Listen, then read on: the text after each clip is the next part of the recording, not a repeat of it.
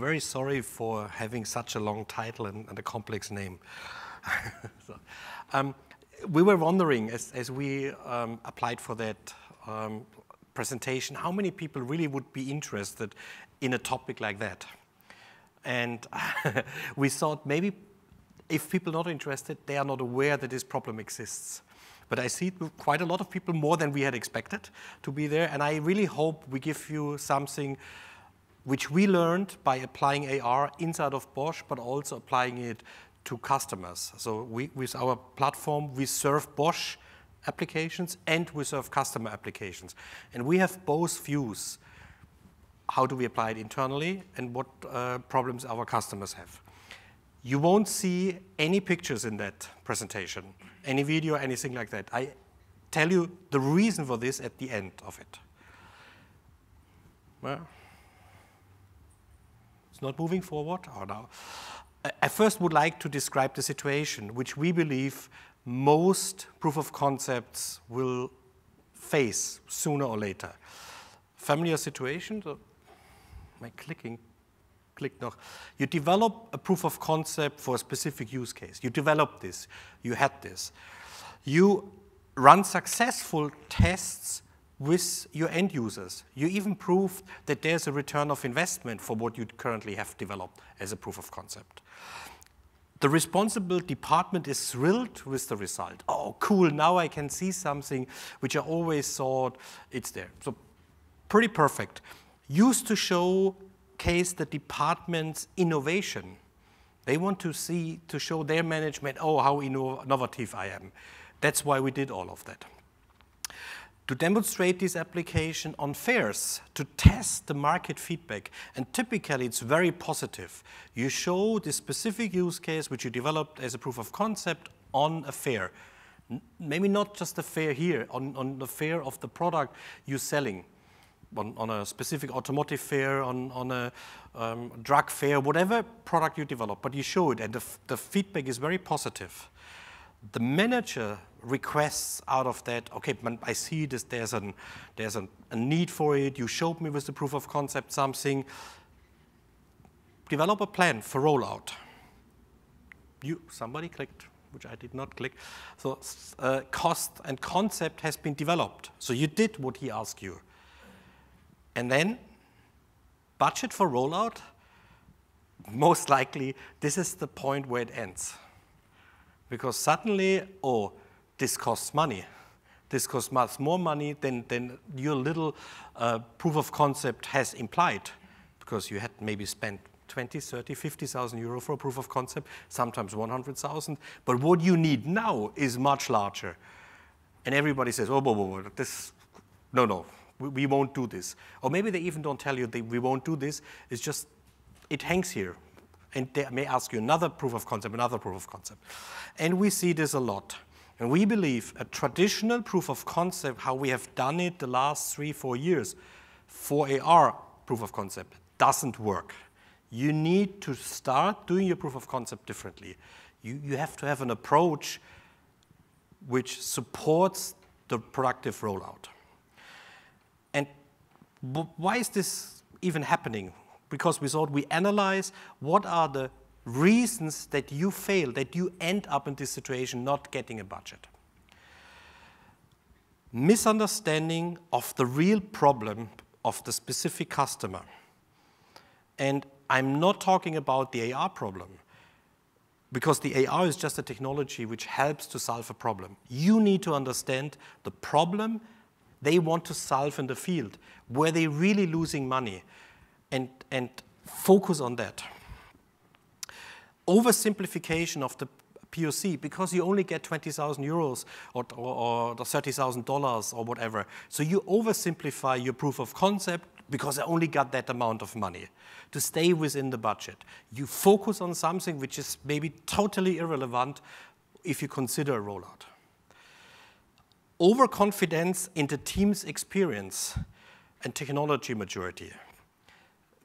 I mean the team who is executing it, not the supplier, the team inside, because they think they understood everything just because they built the proof of concept. The proof of concept just showed that a single piece is working. And they derive very often, the teams, from this success with proof of concept, the expertise, they can roll it out. This isn't the case. And during the explanation or during the elaboration, this is very clear that this won't work. Technology maturity is also something. AR is not as mature as sometimes we want to make managers believe. It's a cool technology, it has a maturity, but it cannot solve all problems. No consideration for complete rollout, because if you do your proof of concept, typically you're happy that you get any money, and you said, why would I even think about now telling somebody I may need to have this and this need if it's successful? Everybody focus on this proof of concept, on that situation, and better not ask where it would end up, how it should be. Generating false expectation from the beginning. Because you started with, oh, I can do something for this amount of money, I can do this, and I would get that. You trigger, with the proof of concept, already wrong expectation in the management. Because you're focusing on something with not a lot of money, with limited knowledge, ignoring certain problems. And I know this is hard when you look back and say, oh, I don't do this. When you put a step aside, you will see everybody is doing this in one way or the other, intentionally or unintentionally. Lack of trust in new technologies. Don't underestimate that when it comes to decision after proof of concept, that you go productive, suddenly everybody says, oh, when the last 5 technologies rolled out, at the end we had to dump 2 of them or 5 of them, whatever. So the trust in the new technology to roll out is a hurdle to overcome, and you have to address this from the beginning. So a new approach on an AR proof of concept needs to be established. Again, underline a new approach which addresses these problems that they're caused by. So how make we something successful by looking what is not successful. A success is not realized when the stakeholders are only excited about technology.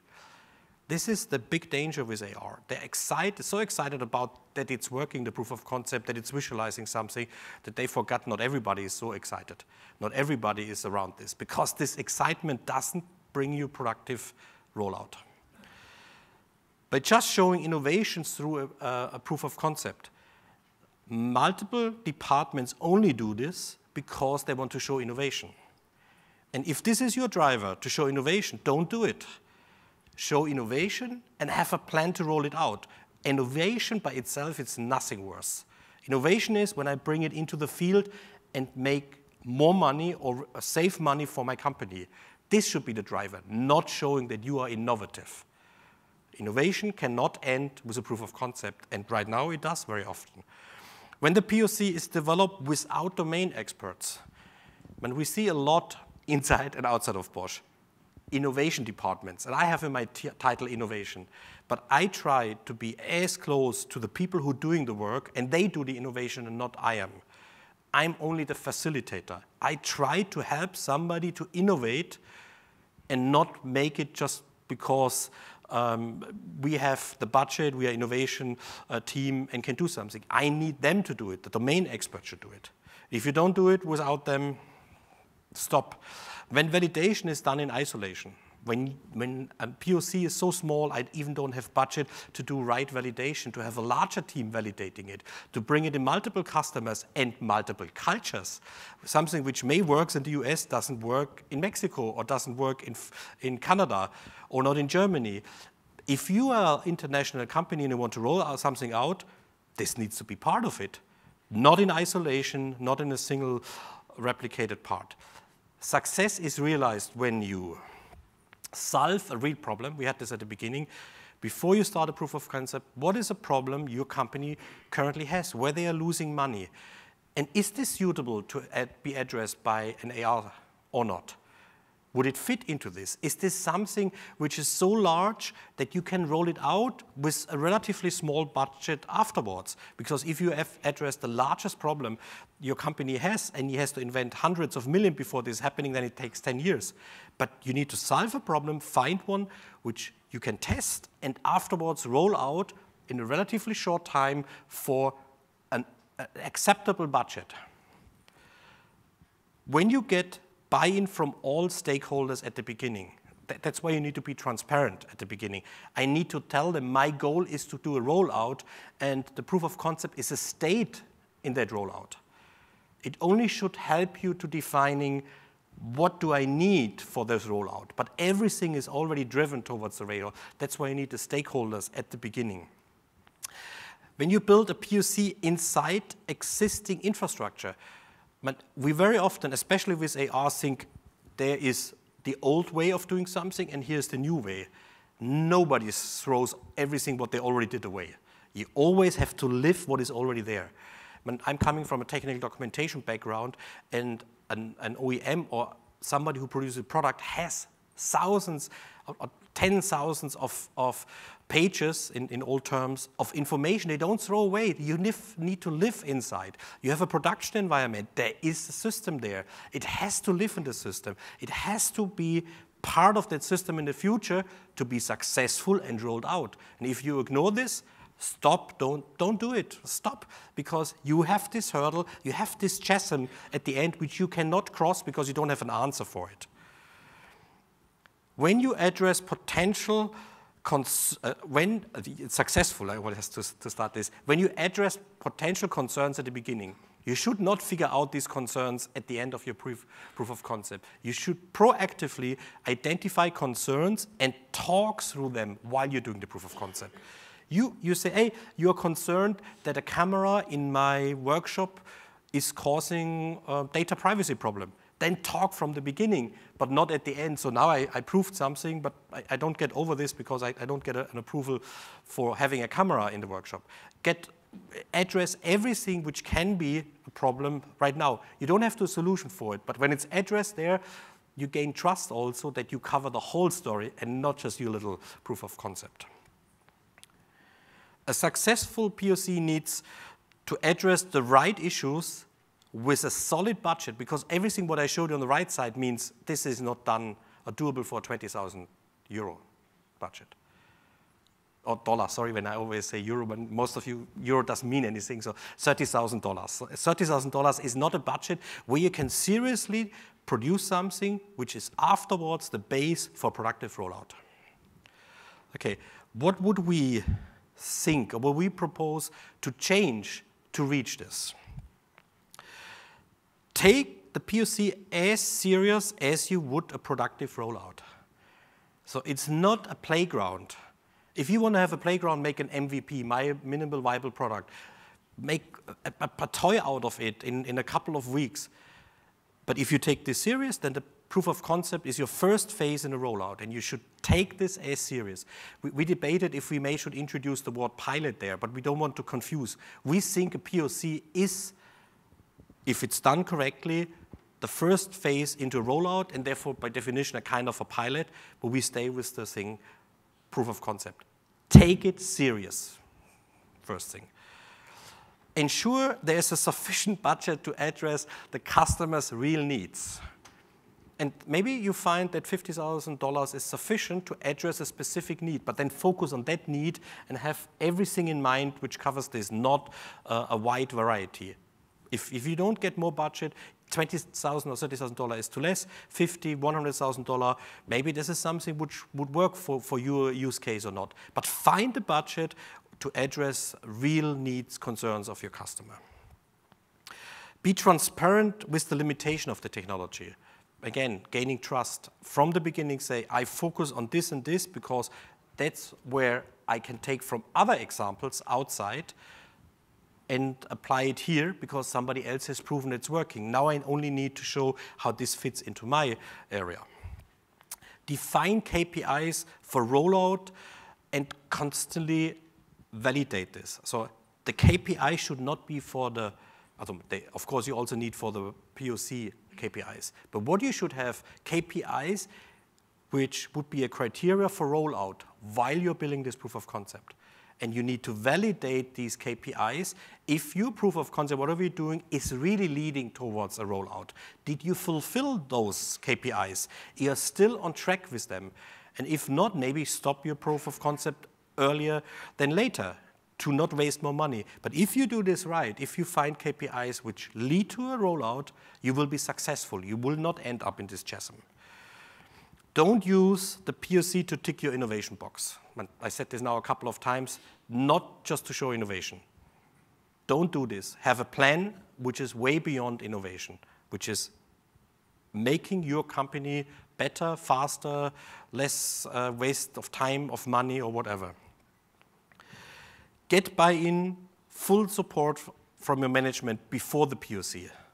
They need to be on board. They need to know when you build this PoC that the end goal is a productive rollout. And you should really think 10 times before you start a proof of concept if you don't have this. I know this is a much harder task. Most of us are happy now I get some money and I can start doing something. But you haven't won anything if this ends then there. You have to fight anyhow afterwards.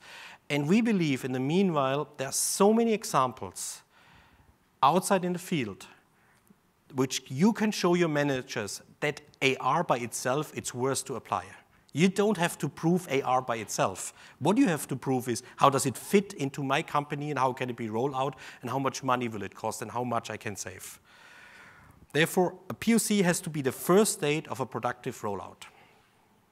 First state of a productive rollout. If you reach this, then you don't have this chasm. You have a bridge over this chasm. You can make something really different, and then you have innovation. Then you have much more than just a proof of concept, which sooner or later will end up on a desk. Somebody plays around, often enough shown, but no productive rollout. Okay. Many thanks. I know this was a fast. The reason why I didn't have pictures in it, I did not want to distract from the focus. If I show pictures of AR, suddenly the pictures are the important thing, the videos are the important thing. What I wanted to transport is the message, forget to a certain degree AR and focus on what you normally do all with other larger projects.